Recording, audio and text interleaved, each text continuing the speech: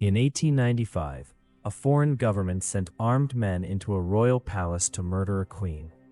They found her in her private chambers before dawn. They killed her with swords. Then they carried her body to a grove of pine trees within the palace grounds, doused it in kerosene, and set it on fire. The king was in the palace the entire time. He heard everything. He could do nothing. The killers were put on trial. Every single one was acquitted. This is not a legend. This is not a myth.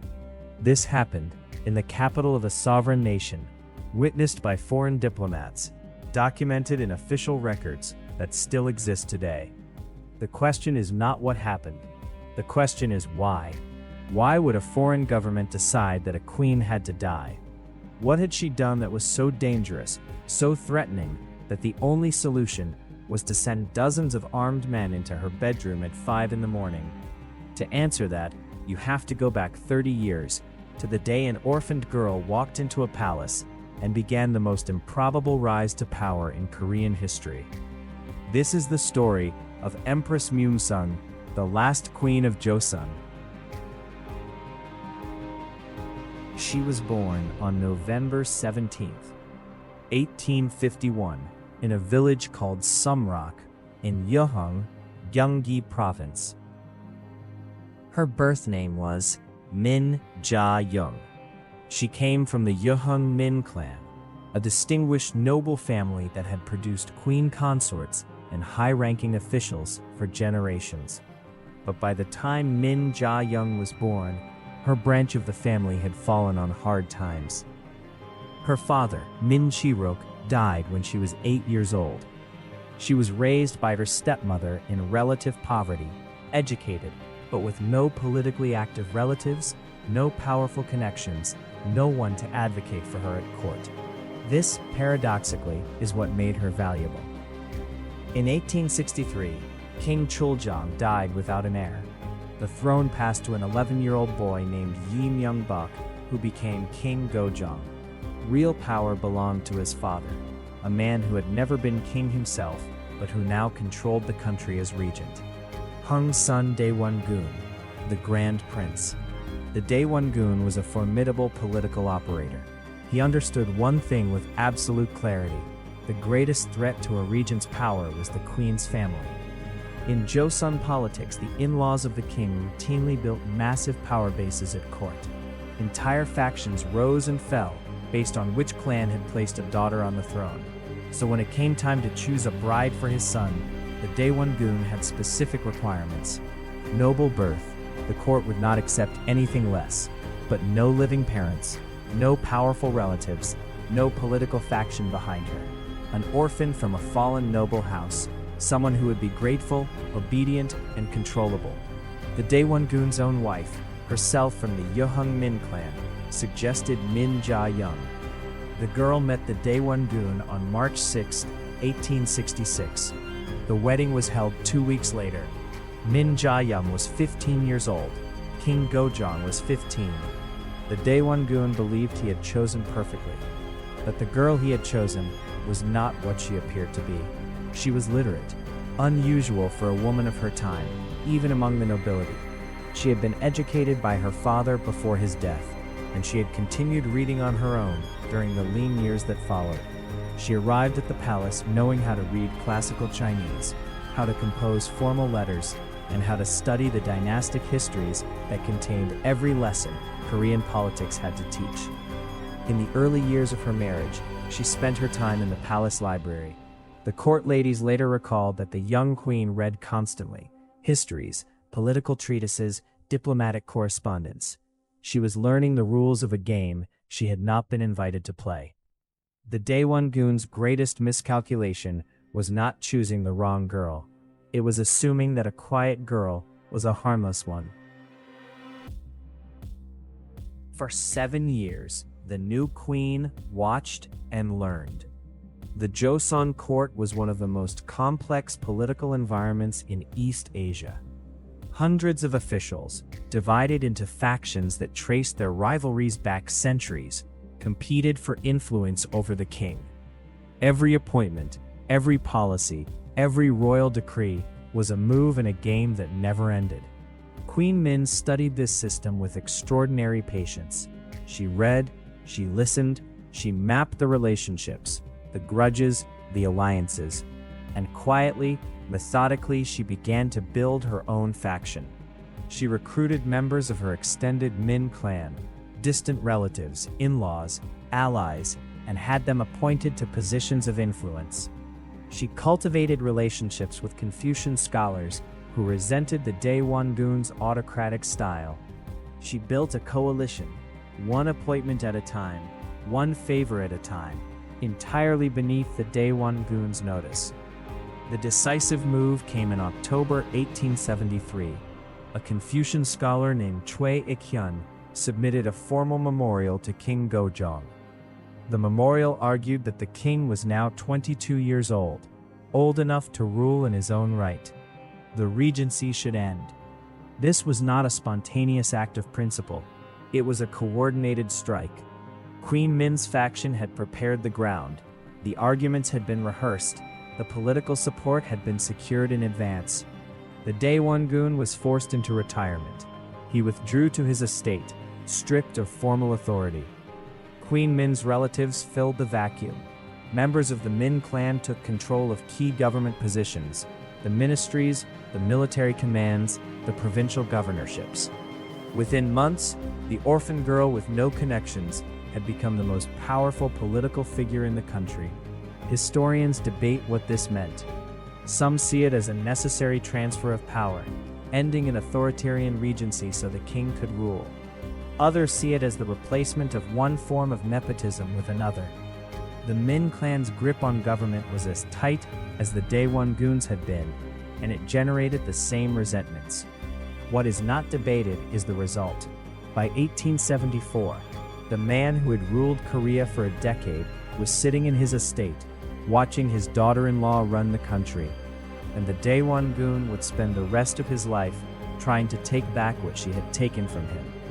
The rivalry between these two, the regent who wanted his power back and the queen who refused to give it up, would shape Korean politics for the next 20 years through coups, foreign invasions, and the final catastrophe. They tried to kill her twice before the Japanese got to her. The first time was the summer of 1882. For 13 months, soldiers of the old Joseon army had not been paid. While they starved, a new military unit trained by Japanese officers received modern weapons, new uniforms, and regular salaries. When payment finally arrived, the rice was mixed with sand and chaff. The soldiers erupted. On July 23rd, they attacked the Japanese military facility and the Japanese legation, killing Japanese military instructor Horimoto Reizo. Then they turned on the Min clan officials they blamed for their misery. The Daewon-gun, still bitter, still waiting, seized the moment. He returned to the palace and declared himself back in power. His faction spread the word that Queen Min was dead. She was not dead. She had escaped, disguised as a court lady, carried in a palanquin by loyal retainers, fleeing to Cheongju in Chungcheong province. From hiding, she sent a secret messenger to China with a request for military intervention. Approximately 4,500 Jing troops arrived in Seoul under General Wu Chongqing, a young Chinese officer named Yuan Shikai, who would later become the first president of the Republic of China, played a key operational role. The Chinese forces suppressed the mutiny, arrested the Daewon-gun, and physically removed him to Tianjin, China, where he was held under house arrest for 3 years. Queen Min returned to the palace. The price of survival was steep. Yuan Shikai was appointed as China's imperial resident in Seoul, and Qing influence over Korean affairs reached its peak. But she was alive, and she was in power. 2 years later, they came for her again. On December 4, 1884, a group of young Korean reformers, the Gaehwa-dong, the Enlightenment Party, launched a coup. Kim Oh-gyun, Bak Young-ho, Hong Young-shik, brilliant, impatient men who believed Korea needed radical modernization on the Japanese model. They had the backing of the Japanese minister and 200 Japanese legation guards. During a banquet celebrating the opening of Korea's postal service, fires were set near the palace. In the chaos, the reformers seized King Gojong and proclaimed a new government. They murdered several Min faction officials. Their reform program was extraordinary: abolition of class distinctions, modern police, tax reform, announced in a single night. The coup lasted 3 days. Queen Min once again called on China. 1,500 Qing troops entered the palace and crushed the coup. Kim Il-gyun fled to Japan, where he lived in exile until he was assassinated in Shanghai in 1894. Hong Yongshik was killed in the fighting. The aftermath produced the Treaty of Tianjin in April 1885. Japan and China agreed to withdraw troops from Korea and notify each other before sending forces again. It was meant to stabilize the peninsula. Instead, it created a tripwire. The next time either side sent troops, it would mean war. 2 coups, 2 near-death experiences, 2 foreign armies invited in to save her. Queen Min had survived both times, but each survival left Korea more dependent on foreign powers, and each crisis revealed the same terrible truth. The country could not defend itself. She needed a different strategy. The strategy Queen Min developed was sophisticated, pragmatic, and ultimately doomed. The logic was simple. Korea was a small country surrounded by empires. China claimed Korea as a tributary state. Japan wanted Korea as a stepping stone to the Asian continent. Russia was expanding east, building the Trans-Siberian Railway, eyeing warm water ports in the Pacific. No Korean army could resist any of these powers. The only defense was to play them against each other, to ensure that no one empire could dominate Korea without provoking the others. Queen Min pursued this strategy through treaties with Western powers. Korea signed agreements with the United States in 1882, Germany and Britain in 1883, Italy and Russia in 1884, and France in 1886. Each treaty was a signal. Korea was an independent nation, recognized by the international community. Not a Chinese vassal, not a Japanese colony. For a decade, the strategy held. Then, in 1894, everything collapsed. The Donghak Peasant Rebellion, a massive popular uprising in Korea's southern provinces, provided the trigger. Peasants, driven to desperation by corrupt officials and crushing taxes, rallied under the banner of the Donghak movement, a Korean religious philosophy that rejected foreign influence and demanded social justice. Rebel armies seized entire provinces. When the Korean government could not suppress it alone, it requested military assistance from China, as it had done before. China sent troops. Japan, citing the Treaty of Tianjin, sent its own. But Japan sent far more soldiers than the situation required, and they did not leave when the rebellion was suppressed. The Sino-Japanese War lasted less than a year. Japan's modernized navy destroyed the Chinese Beiyang fleet. Japanese armies swept through Manchuria and the Liaodong Peninsula. The war ended with the Treaty of Shimonoseki in April 1895. China paid a massive indemnity, ceded Taiwan to Japan, and formally recognized Korea's independence from Chinese suzerainty, a clause Japan inserted specifically to eliminate China as Korea's protector. Queen Min's carefully constructed balance of power was gone. China was defeated. Japan was ascendant. Korea stood exposed. There was a brief moment of hope. Russia, France, and Germany, alarmed by Japan's sudden expansion, intervened diplomatically in what became known as the Triple Intervention. They forced Japan to return the Liaodong Peninsula to China, humiliating the Japanese government and fueling a resentment that would shape Japanese foreign policy for decades. Queen Min saw her opening. She pivoted sharply toward Russia. She invited Russian military advisors to train Korean troops. She proposed trade concessions. She pursued diplomatic protection from the Russian legation in Seoul. The strategy was logical. Russia was the only power strong enough to counterbalance Japan, and Russia had its own reasons to check Japanese expansion. The two empires would go to war over exactly this issue less than a decade later, but Japan saw the Russian pivot as an existential threat. If Queen Min brought Russia into Korea, everything Japan had gained would be lost. The Japanese government decided that Queen Min had to be removed. They called it a fox hunt. Lieutenant General Miura Goro arrived in Seoul in the summer of 1895, replacing the diplomat Ino Ue Kaoru as Japanese minister to Korea. Inoue had attempted to manage Korea through negotiation and political pressure. Miura had a different approach. On September 19th, Miura met with a man named Adachi Kenzo and asked about available men for what he called a fox hunt. The queen was the fox. On October 3rd, the plan was formalized at the Japanese legation. Miura, Vice Minister Suji Murafukashi, and military advisor Okamoto Ryunosuke agreed on the operation. They would recruit Japanese civilians, ronin, mercenaries, adventurers, supplement them with Japanese military and police forces, and use the Huliande, Korean soldiers trained by Japanese officers, as a cover. The trigger came on October 7th. The Korean War Minister informed Miura that Queen Min was planning to disband the Huliande.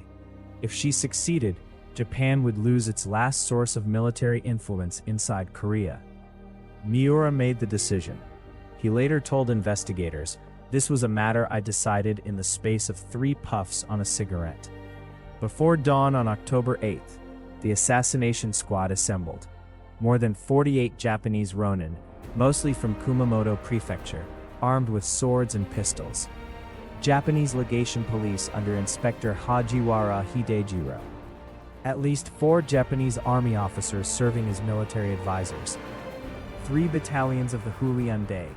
They also brought the Daewon Gun, the old regent, Queen Min's father-in-law, the man she had outmaneuvered 22 years earlier, was escorted from his estate and brought to the palace to provide political legitimacy.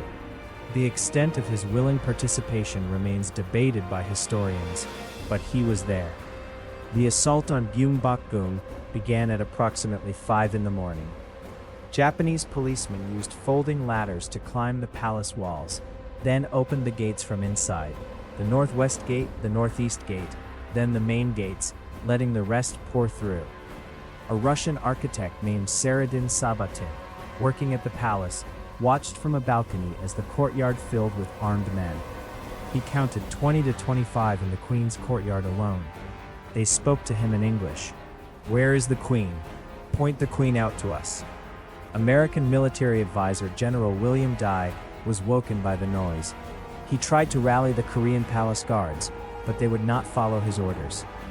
Inside the Okoru Pavilion of Guncheong-gung, the private royal residence, the attackers found several women. They could not tell which one was the queen. They dragged women out into the corridor, slashing at least 2 with swords. The minister of the royal household, Yi Kyun-jik, tried to shield the queen. He bled to death. The exact identity of the person who killed Queen Min has never been definitively established. Multiple participants later claimed responsibility, and their accounts contradict each other. What is not disputed is that she was dragged from her chambers, struck repeatedly, and killed with a sword. Her body was carried to a pine grove on the palace grounds called Noknasan. It was doused in kerosene and burned. When King Gojong later sent a eunuch to search for remains, only a single burned finger bone was recovered. Queen Min was 43 years old. In the days that followed, the pro-Japanese government issued a royal decree, written without the king's consent, that posthumously stripped the queen of her title. She was demoted to commoner status. The decree called her a woman who had disrupted the affairs of state. The woman whose body had been burned to ash was officially erased, as if she had never been queen at all. King Gojong, confined to his own palace, surrounded by the men who had murdered his wife, could not even mourn her publicly. Japan moved immediately to control the narrative. Official statements claimed the queen had been killed by Korean insurgents. The Daewon-gun was presented as the mastermind. The cover-up failed almost immediately. Seyredin Sabatin, General Dai, and other foreign witnesses reported what they had seen to their governments. The diplomatic community in Seoul knew within hours that the assassination had been carried out by Japanese forces. American newspapers published accounts. The Russian government protested formally. By mid-October, the Japanese government recalled Miura and the other suspects. 56 Japanese nationals were indicted and brought before a court in Hiroshima. The trial lasted until January 20, 1896. Every single defendant was acquitted. The court acknowledged that a conspiracy had occurred. Japanese investigators Uchida Sadatsuchi and Komura Jutaro had concluded that Miura and the others had orchestrated the murder and recommended punishment. But the court ruled there was insufficient evidence to convict, citing Article 165 of the Meiji Code of Criminal Procedure. No foreign witnesses were called to testify. No Korean witnesses were heard. The proceedings were conducted entirely in Japanese, before Japanese judges with Japanese defense counsel. Historian Danny Orbach, who studied the trial records in detail, wrote that the court's arguments seemed to defy reason, and that the acquittals cannot be explained exclusively through recourse to the legal realm. The scholarly consensus is that the Japanese government intervened in the outcome. Miura Goro suffered no consequences. He went on to serve as a member of the Privy Council and later as a government minister. He lived to old age and died in comfort. None of the men who killed Queen Min were ever punished. The Hiroshima trial was not a failure of justice. It was a demonstration of power. A sovereign nation's queen had been murdered by agents of a foreign state, her body burned, her title stripped, and the legal system of that foreign state had looked at the evidence, acknowledged the conspiracy, and shrugged. The message was clear. There would be no consequences. Not for the planners, not for the killers, not for the government that sent them. In Seoul, King Gojong understood that message perfectly. For 4 months, King Gojong lived as a prisoner in his own palace. Gyeongbokgung, the grand palace where his wife had been murdered, was controlled by pro-Japanese forces. Japanese advisors dictated government policy. The pro-Japanese cabinet issued decrees in the king's name that he had not approved, including the order that stripped his dead wife of her title. Gojong was watched constantly. His movements were restricted, his communications were monitored. He was king in name only. Then, on February 11, 1896, he made his move. Before dawn, Gojong and the crown prince were smuggled out of the palace in covered palanquins, hidden, according to some accounts, in the sedan chairs used by palace women to avoid suspicion at the gates. Their destination was the Russian legation, a Western-style compound less than a mile from the palace. It was the most extraordinary act of his reign. The King of Korea escaped his own palace to seek asylum in a foreign embassy. From inside the Russian compound, Gojong governed Korea for an entire year. He ordered the arrest of pro-Japanese officials. Some were caught by angry crowds in the streets and killed before they could be taken into custody. The pro-Japanese cabinet collapsed. When Gojong finally left the Russian legation on February 20, 1897, he did not return to Gyeongbokgung. He could not. Not to the palace where his wife had been dragged from her bed and butchered. He moved to Gyeongwon Palace, now known as Duksu-gung. And on October 12, 1897, Gojong stood at the Hwangudan altar and proclaimed the Korean Empire, Daehan Jaeguk. He took the title Emperor Gwangmu. Korea, he declared, was no longer a kingdom subordinate to any foreign power. It was an empire, independent, sovereign. His murdered wife was posthumously elevated from Queen Min to Empress Myeongseong, a title that declared she had never been merely the consort of a vassal king. She had been the empress of a sovereign nation. The Korean Empire lasted only 13 years. In 1905, Japan imposed a protectorate. In 1910, Korea was formally annexed. The independence that Gojong had proclaimed at the altar was extinguished.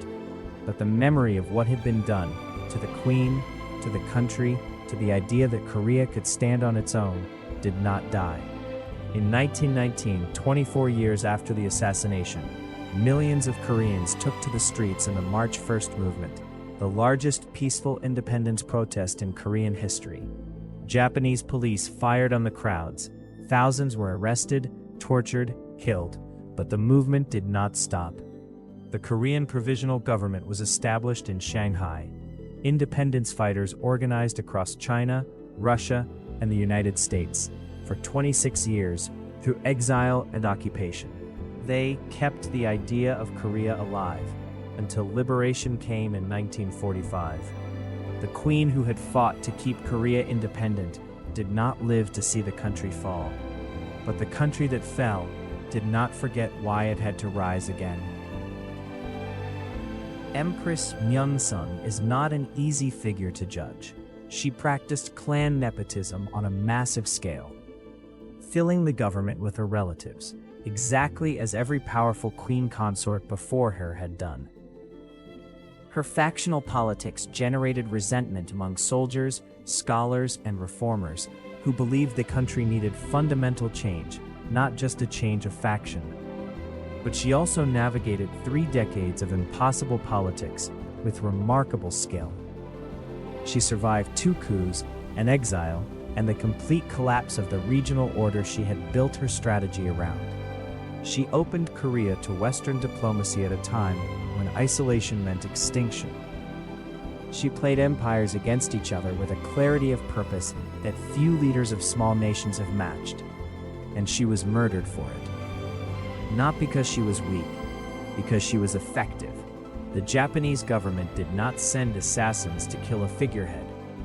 They sent assassins because a 43-year-old woman was single-handedly realigning Northeast Asian geopolitics in a direction they could not tolerate. The brutality of her death, the swords, the fire, the erased body, was not just cruelty, it was a message. This is what happens to those who resist. But the message failed. Gojong's proclamation of the Korean Empire was a direct response to her murder. The independence movements that followed, the righteous armies, the March 1st movement of 1919, the provisional government in Shanghai, carried the memory of what had been done to the Queen. If you have watched Mr. Sunshine, the Korean drama set in the final years of the Joseon Dynasty, you have seen the world she fought to preserve. The foreign legations, the diplomatic maneuvering, the desperate doomed struggle of a small country caught between empires. The drama never names her directly, but her shadow falls across every frame. Today, in South Korea, she is remembered, imperfect, complicated, but ultimately a woman who refused to let her country be swallowed without a fight. The men who killed her were acquitted. Their names are in the historical record. Miura-goro died in comfort, but it is not his name that Korea remembers, it is hers.